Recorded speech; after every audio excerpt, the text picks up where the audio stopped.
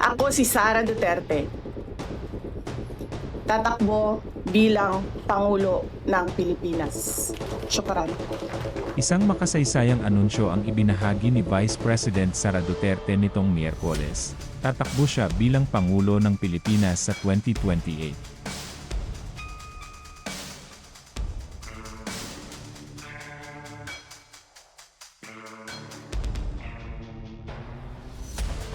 Sa isang maikli ngunit matinding press briefing, sinabi ni Duterte na iniaalay niya ang kanyang buhay, lakas, at kinabukasan sa serbisyo ng bayan.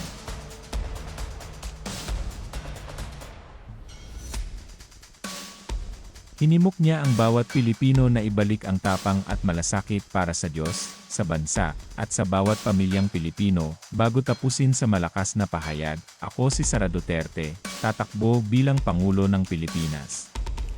Ako si Sara Duterte. Tatakbo bilang Pangulo ng Pilipinas. Syukran. Agad na nahuli ng publiko ang kanyang kilos. Inalis niya ang logo ng Office of the Vice President sa podium at hindi na siya sumagot sa mga tanong ng mga reporter matapos magbigay ng pahayag.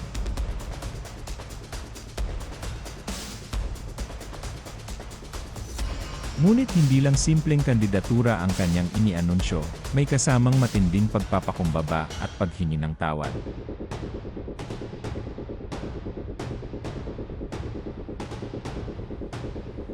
Humingi siya ng paumanhin sa mga kababayan dahil sa kanyang naging papel sa pagkakahalal kay Pangulong Ferdinand Bongbong Marcos Jr., pati na rin sa mga patuloy na suliranin ng bansa tulad ng korupsyon, pagtaas ng presyo ng bilihin, kakulangan sa seguridad sa pagkain, at problema sa healthcare system. Humihingi ako ng paumanhin. Patawan kung tinulungan ko mahalal si BBM bilang Pangulo ng ating bansa.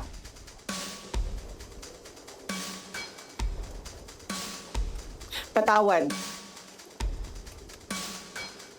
kung hanggang ngayon ay marami pa ring Pilipino ang nalulunod sa baha ng dahil sa malawakang korupsyon.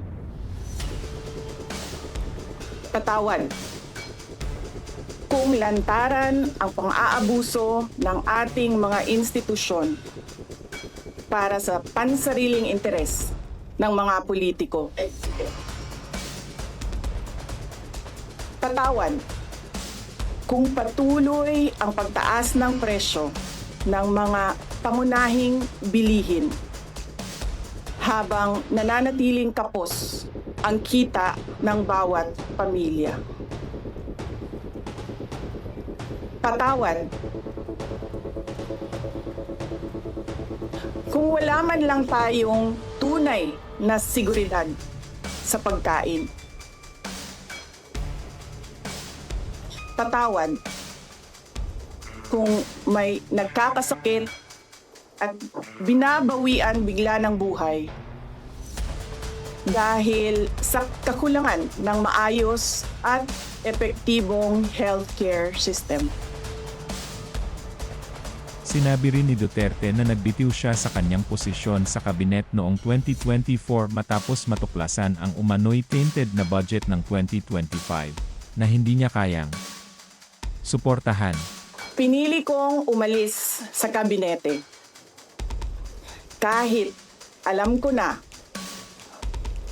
mula pa noong 2023 na ang magiging kapalit ay ang aking impeachment.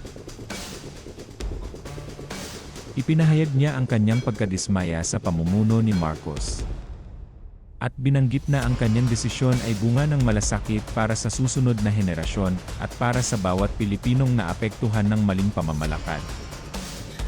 Sa unang mga buwan ng aming mga termino, nakita ko na ang kawalan ng katapatan ni Bongbong Marcos Jr. sa mga pangakong binitawan noong kampanya. Pati na sa kanyang sinumpaang tungkulin para sa bayan. Hindi rin nakalimutan ni VP Sara na ipaalala ang mga hamon at paratang laban sa kanya. Mula sa impeachment hanggang sa mga alegasyon ng paggamit ng confidential funds at pagbabanta.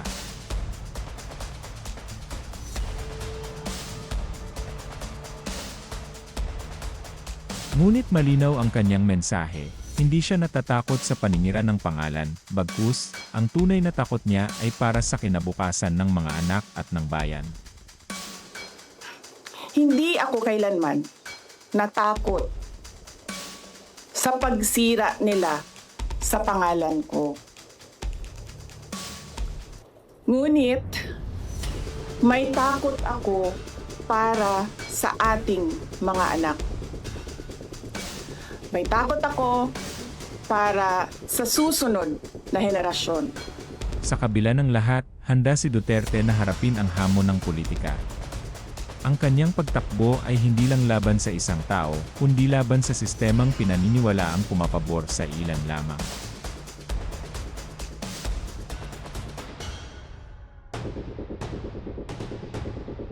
Sa kanyang unang pahayag, malinaw na ang kanyang layunin, ibalik ang tunay na serbisyo sa bayan, ipaglaban ang hustisya, at siguraduhin bawat Pilipino ay may boses, proteksyon, at pag-asa para sa mas maayos na kinabukasan.